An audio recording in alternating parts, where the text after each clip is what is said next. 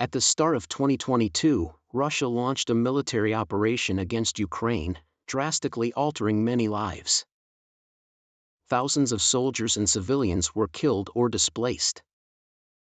Although wealthy oligarchs didn't fight on the front lines, their fortunes were inevitably affected. This was especially true for Russian oligarchs, many of whom had their assets in Europe and the United States frozen. Among them, Abramovich is the most recognizable, largely because he has owned Chelsea Football Club, a top-tier London soccer team, for nearly 2 decades. In 2018, when UK-Russia relations deteriorated, Abramovich's visa renewal application was rejected by the UK due to his close ties with Putin, causing him to miss the FA Cup final between Chelsea and Manchester United. As soon as the Russia-Ukraine conflict began, Abramovich was placed on the UK's sanctions list, and many of his assets were frozen. The prestigious Chelsea club, into which he had invested heavily, was forced to be sold at a low price. Despite this setback, Abramovich's life remained comfortable.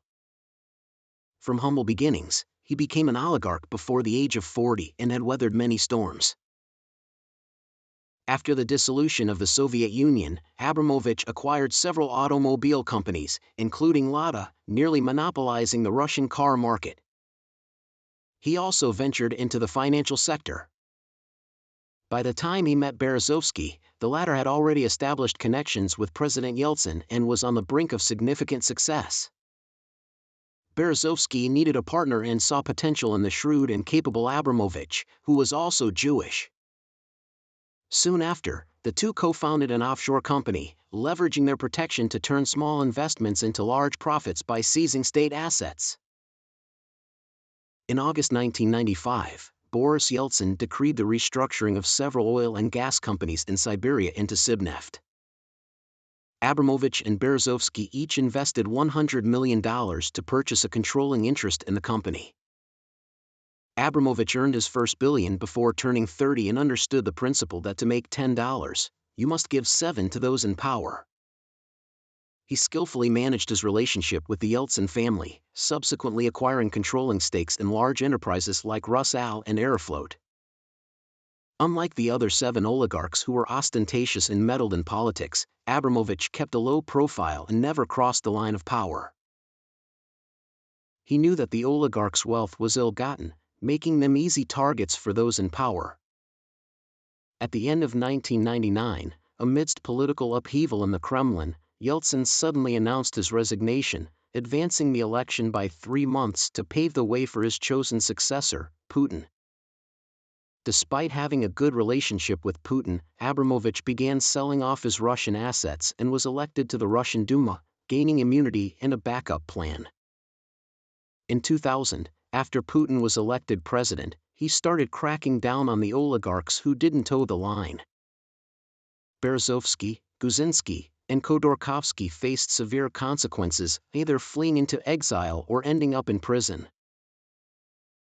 Abramovich, with his high emotional intelligence, cooperated with Putin's nationalization of oligarchs' companies while distancing himself from the turbulent Moscow.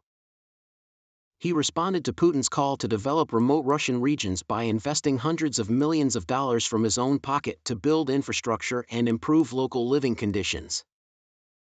This earned him public praise from Putin and the Order of Honor. With this display of loyalty and prudence, Abramovich passed the test unscathed.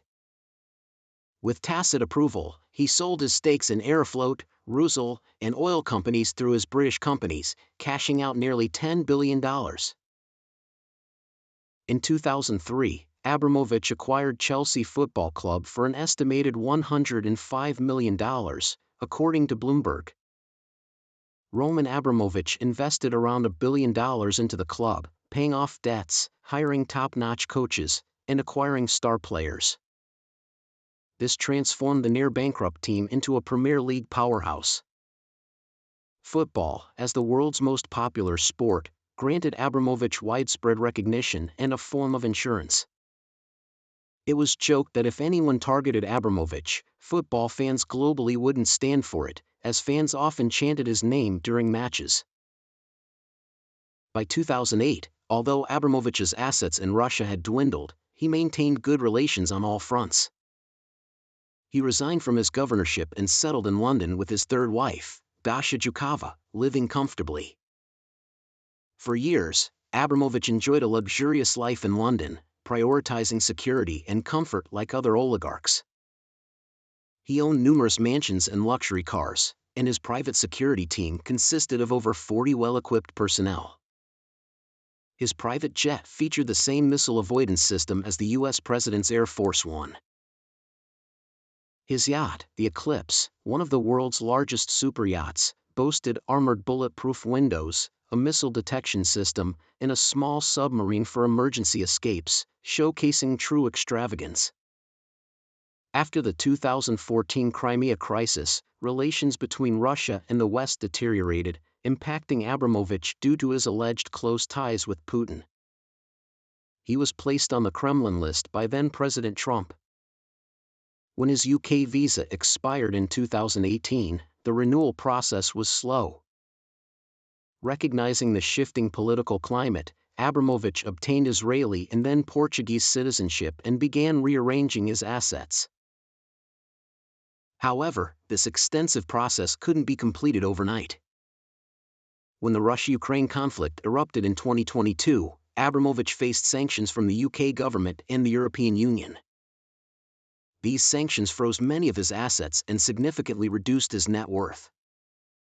Despite this, he continued to live comfortably, maintaining his business interests and enjoying the luxuries of wealth. Today, this resilient oligarch quietly resides in an affluent district of Istanbul, observing the ever-changing world. That's all for today. If you enjoyed this, please follow me. See you next time.